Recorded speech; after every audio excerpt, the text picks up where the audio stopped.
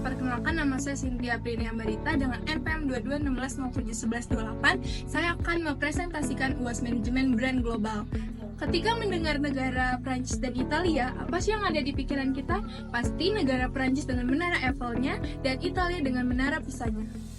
Dua negara ini menjadi sorotan dunia bukan hanya karena warisan budayanya, tetapi juga karena brandingnya yang kuat. Dalam video kali ini, saya akan menjelaskan nation branding Prancis dan Italia dengan teori competitive identity dari Simon Anholt. Teori ini memberikan 6 elemen utama yang membantu memahami bagaimana sebuah negara dapat menciptakan citra yang kuat di kancah global.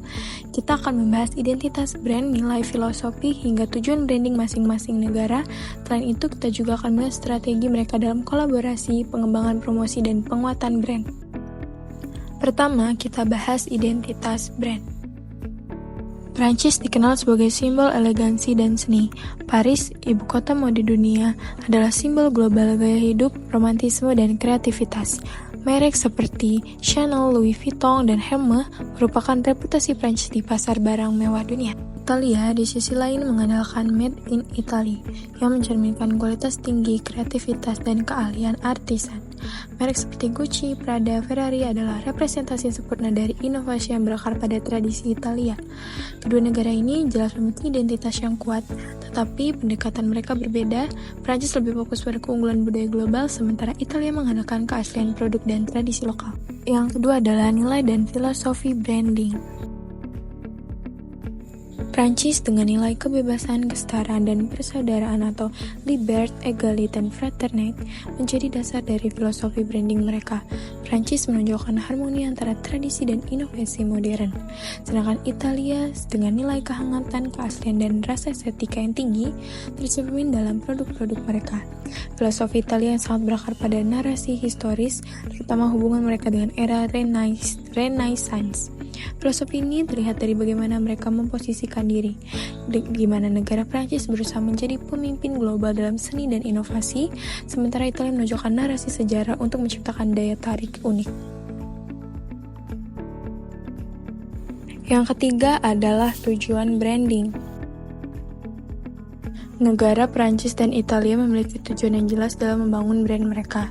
Prancis tujuan utamanya adalah menarik wisatawan, investor, dan konsumen global, serta memperkuat posisi sebagai pemimpin global dalam seni, mode, dan diplomasi budaya. Italia ingin meningkatkan pengakuan internasional terhadap Made in Italy dan menarik wisatawan melalui promosi budaya dan sejarah mereka.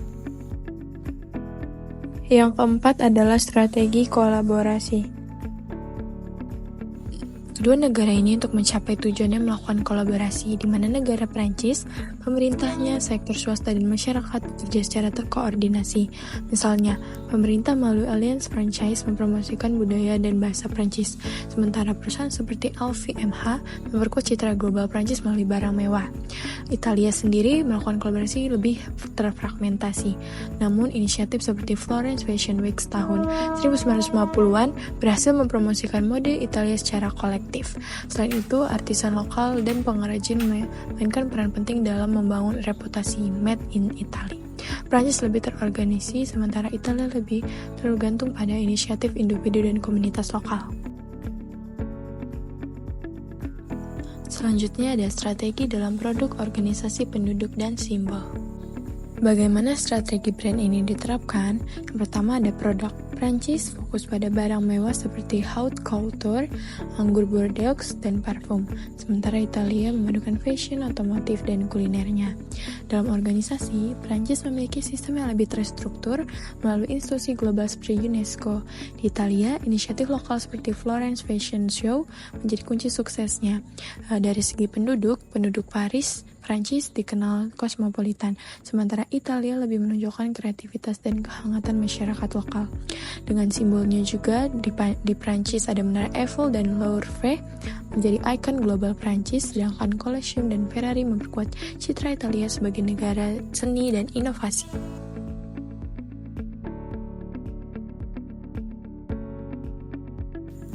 Yang terakhir ada strategi pengembangan promosi dan penguatan. Terakhir, mari kita lihat bagaimana strategi pengembangan, promosi, dan penguatan branding kedua negara ini. Di negara Prancis, pengembangan dilakukan dengan Prancis berinvestasi besar dalam infrastruktur budaya dan teknologi hijau. Dalam promosi dan komunikasi, kampanye seperti Rendes Vos and Friends menonjolkan budaya dan kuliner sebagai daya tarik utama. Dalam penguatan, festival seni seperti Paris Fashion Week terus memperkuat posisi mereka di kancah global. Di negara Italia, pengembangan dilakukan Italia dengan fokus pada pelestarian warisan budaya seperti restorasi bangunan Renaissance dan pameran seni. Dalam promosi dan komunikasi, kampanye Made in Italy menonjolkan kualitas dan tradisi produk mereka. Dalam penguatan, acara seperti Finance, Film Festival, dan Milan Design Week memperkuat citra Italia sebagai pusat inovasi dan budaya. Kedua negara menunjukkan bahwa branding adalah tentang harmoni antara tradisi, inovasi, dan promosi strategis. Negara Prancis memadukan elegansi dan inovasi modern, menjadikannya pemimpin global dalam seni, mode, dan diplomasi. Sedangkan Italia memanfaatkan tradisi dan keahlian lokal untuk menciptakan identitas unik melalui Made in Italy. Kedua negara menjadi contoh bagaimana strategi branding dapat mengubah persepsi dunia dan menciptakan daya tarik internasional. Jadi, mana yang menurut Anda paling menarik, elegansi Prancis atau tradisi kreatif Italia? Itu saja penjelasan dari perbandingan nation branding Prancis dan Italia. Terima kasih.